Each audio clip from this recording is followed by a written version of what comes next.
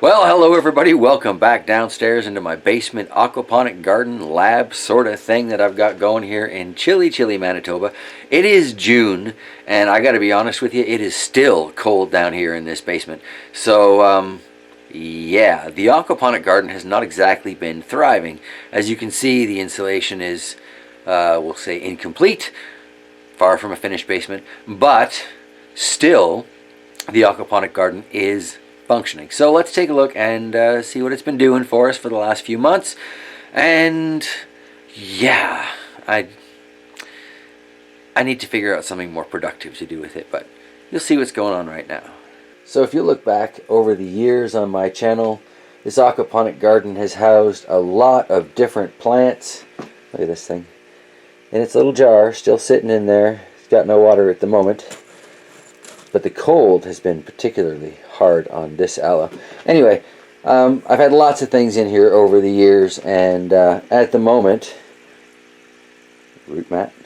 I've just got these aloes in here because I knew there was no way I was going to be able to successfully grow tomatoes or peppers over the course of the Manitoba winter. It gets ridiculously cold, and when it drops to like -40 and -50 outside, it's really not that much warmer in the basement. I mean, it's enough warmer that there's no ice forming down here, but yeah, as you can see, sensitive plants, well, they don't like it much. So it is time to move these aloes out of the aquaponics and yeah, find something more productive that I can put in here.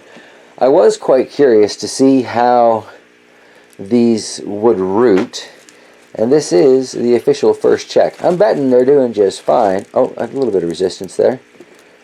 See, it's not a huge root system on there, but it's definitely passable. It's enough that I'll be able to put these into a planter, and, you know, as long as they keep it nice and moist for the first little while.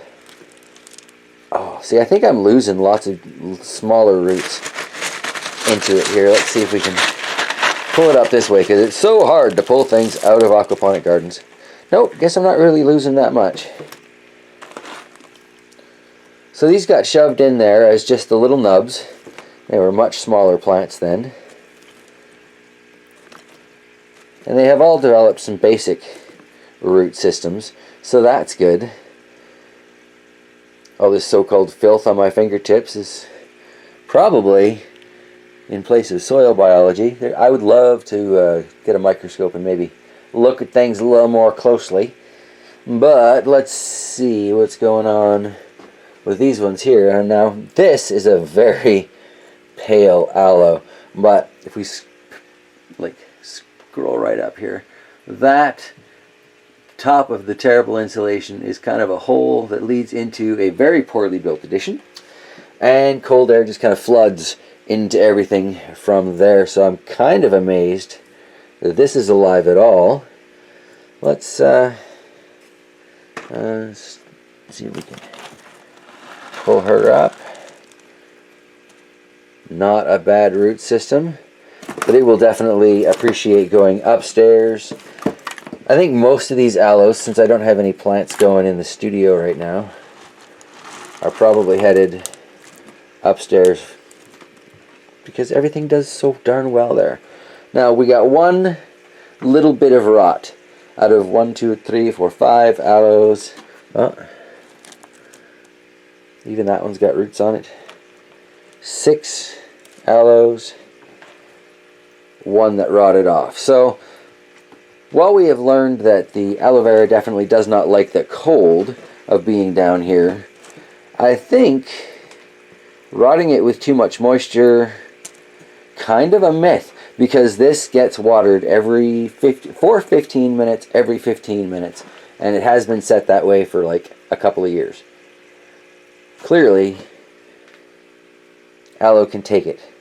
So looking at drier aloe, we've got the rescued mother plant over here, and it is definitely time for me to pull quite a few more plants off of that.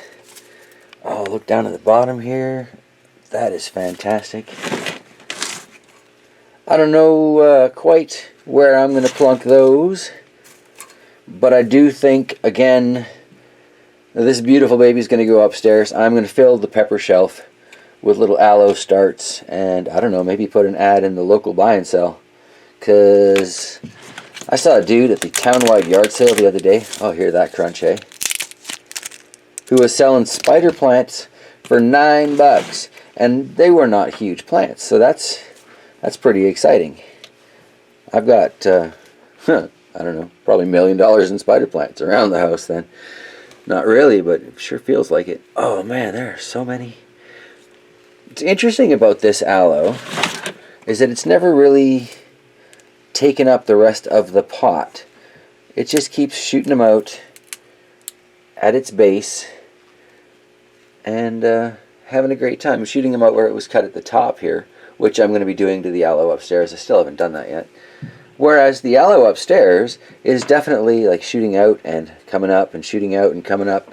I mean, we might actually just go take a look at this since this is about aquaponics and aloe vera, but I would definitely say that this is another plant, much like the spider plants I love so much, that does seem to kind of thrive on abuse. Very cold down here, and yet look at this thing. Now, I'm going to say that this has got a bit more green and a nicer color to it than the ones that were in the aquaponic garden, but I'm going to attribute that to two things. One, the light above it is a much brighter, it's a 35 watt Sansi garden full spectrum LED that they sent me ages ago. Still doing quite well, actually. It's a very good little light bulb. And it's considerably warmer over here. There are no direct drafts coming down. And I suspect, more than anything, the temperature is why those aloe are looking so pale. Still, not bad considering how cold it is down here and what a tropical plant these are generally considered to be. Not showing up as well since I nicked the LED shop light that used to be there overhead, but still not too bad. These are of the original batch of feeder fish that we got. Nowhere near the 20 that there used to be, but you know, last year's snake out in the garden, whew, wiped out quite a few of them. The ones that we have left are big, fat fish for the most part. I mean, look at that one on the left there. This is Moby goldfish over there. So, you know, for feeder fish, I think they've done very, very well. We've got that one in the back. I don't know. I don't like zooming on these cameras, but it's kind of still got its white belly. Come on, show up a little better, buddy. Turn for the camera. For the most part, though, they have gotten to be your standard orange goldfish. But, yeah, very pleased with how well these guys have done. It is definitely time to get a fresh batch of fish. Probably going to put the new ones in here after I take these ones out, because any snakes that travel through the pond will have a much harder time sucking back these monsters than they would having, you know, taken down a fresh feeder fish. So, yeah, goldfish. If you're not entirely able to control the climate, goldfish are still, in my opinion, the only way to go when it comes to an aquaponic garden. They're so sturdy and they're so cheap. Great. Fantastic. So back to these aloe that were rooted in the aquaponics. I clearly need to run upstairs and prepare a few, probably Folgers cans. I need some weight underneath these puppies. I was going to say solo cups there, but I think maybe Folgers cans for some of these. Anyway, need to prepare those so I can transplant these guys. And I wanted to show you the monster aloe upstairs. So I guess we're going to do that. So one rather dramatic change in lighting later. That brings us up to the studio where the other aloes are going to be coming. And where I've got my convenient tote full of potting soil. But this is what I was saying. This seems to be putting the pups further and further out. So I suspect these will have roots and be much easier to transplant. But it's really strange to me because the other one, they're all coming out right there. Anywho, that's about it. Not much more to share. We'll take a look at the travesty of justice that is my garden, probably in another video. So yeah. On that note, Pupper and I here probably going to head outside, pull a few weeds after I transplant those aloe veras, and in my case throw them to the chickens. In his case, he seems to like eating dandelions, so everybody wins there. As long as he doesn't dig holes in the garden and he does pull the dandelions, that's a darn good dog. Alright, on that note, I'm going to let you all go. Happy gardening. Have a fantastic day.